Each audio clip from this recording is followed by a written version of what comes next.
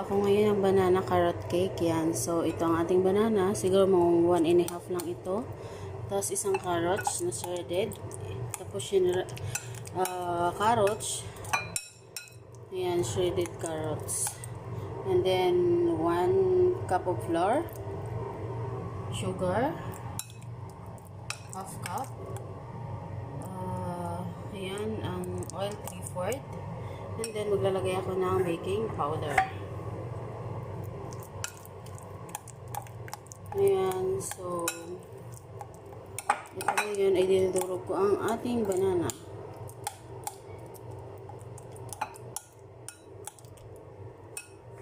And then ayan,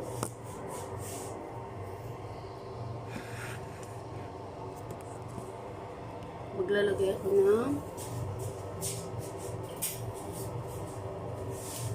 1 teaspoon baking powder sa ating flour. Ayan.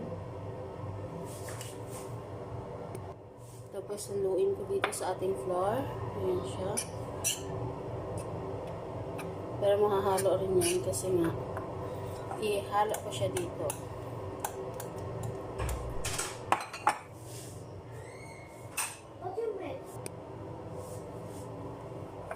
Ayan. So, itong ating carrots ay ilalagay ko dito sa ating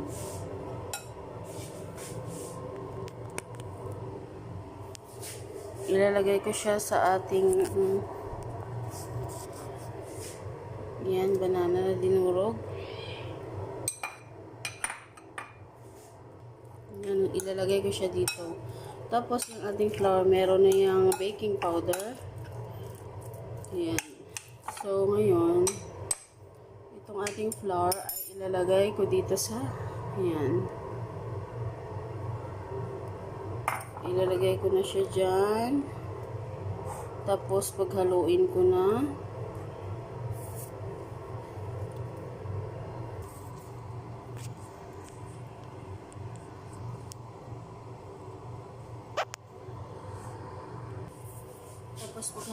na siya. Ayan.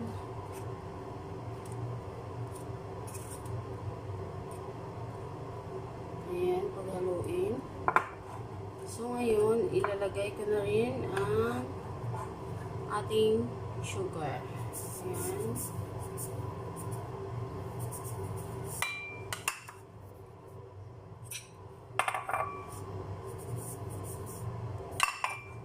Haluin din.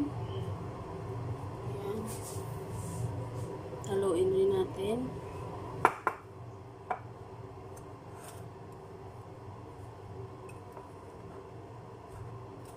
So, ang wet and the dry ingredients ay nahalo na.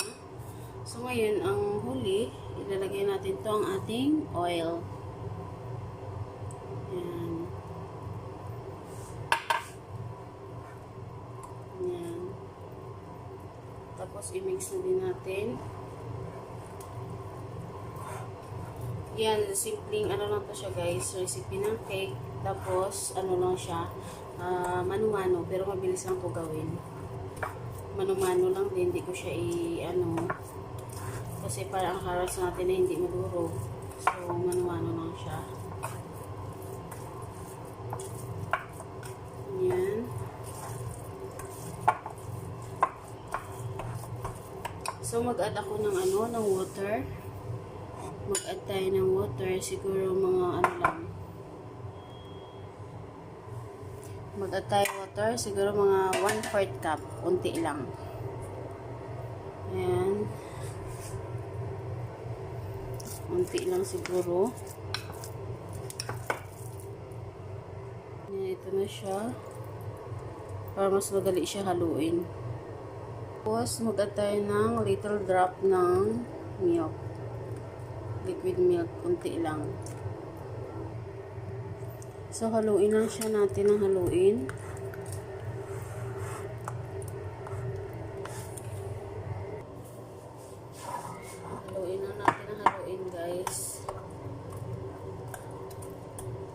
na siya minixer para para may mga granules ng banana at carrots.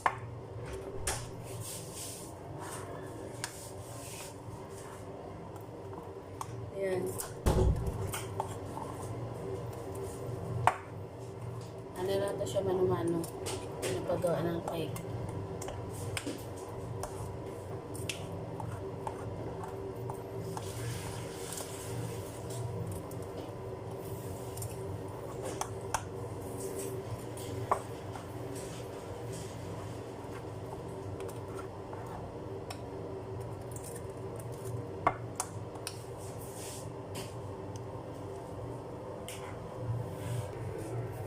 So, ito na siya. Ayan. Ililipat ko na siya ngayon sa sa baking pan. Ang baking pan ay lalagyan muna natin siya ng ng oil. So, bali ang ilalagay ko ito, yung non-stick spray. Ayan. So, hindi na siya natin kailangan lagyan pa ng siya. Ito ng non-stick spray. Para hindi lumikit yung ating cake sa baking pan. Ayan.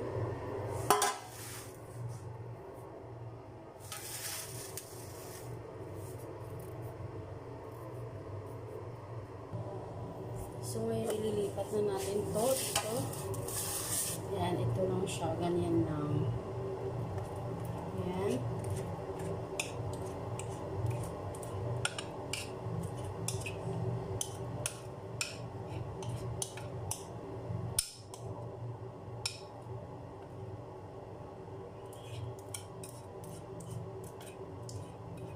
So, ganito guys, gumawa ng ng cake na mano-mano.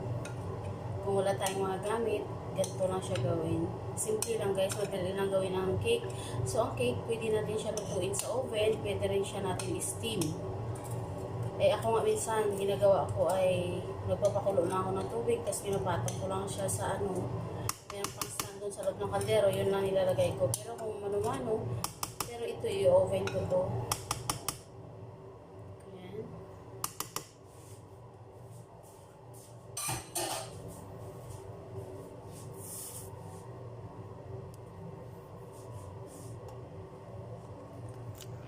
Yan na siya.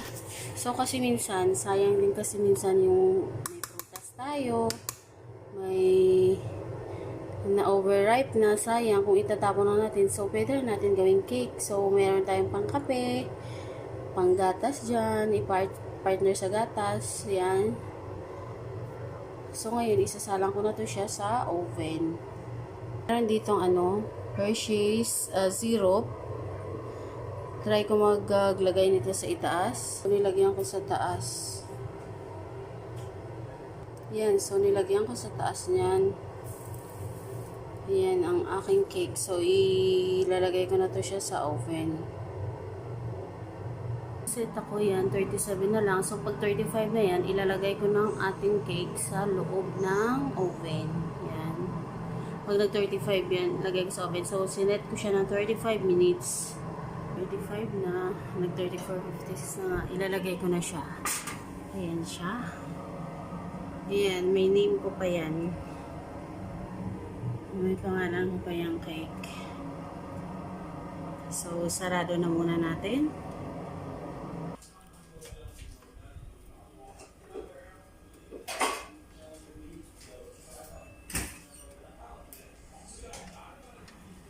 Minutes left and 8 seconds, pero malapit na siguro to kasi naaamoy ko na yung bango niya.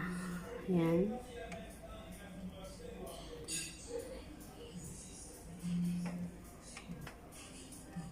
Ayan na siya.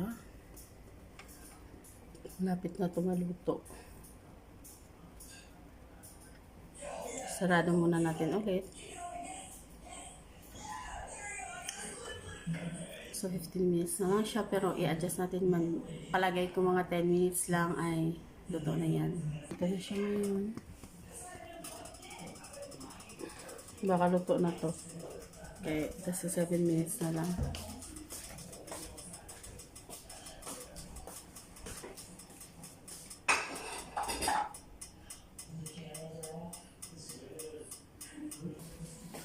Siguro luto na to.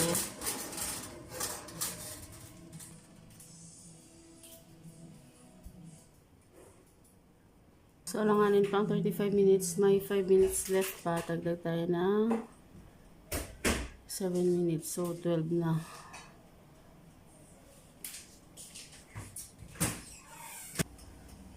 Yan ang aking banana cake. Yan, umalsa na siya. Siguro okay na to. Kaya check natin kung pwede na ba. Pero parang magalaw-galaw pa to. So, try ko. Alanganin ko to siya. So, dahil tapos ng timer, mag-add ako ng 10 minutes. Yan siya. Tapos, tatakpan ko kasi i-open ko yung taas. Tatakpan ko to siya ng foil. So, ibalik ko siya muna. Ayan. Takpan ko siya ng foil. Tapos, i-open ko yung taas. Ko ng foil kasi inopen ko yung taas area ng oven, pero medyo mababang ano lang apoy, medyo hindi ganun ka lakas ang apoy. So i-adjust ko rin ito, binabakar nante. So sa 10 minutes ay 2 minutes and 30 seconds lang natira. So check ko kung pwede na ba to.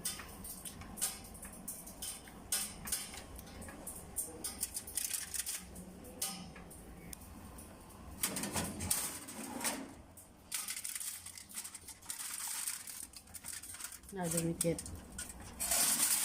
I think okay na siya.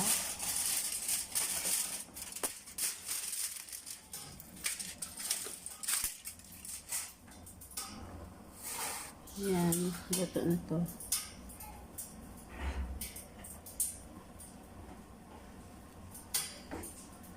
So, testing ko luto na.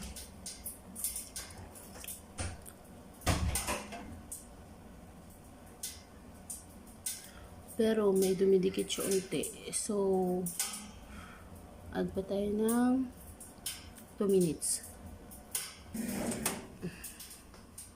Tapos na siya, kaya i-off ko na ito. Ayan. So, tapos na talaga siya. Yan, ito na siya tapos na guys. Yan, ang ating banana carrot cake. So, mayroong yan.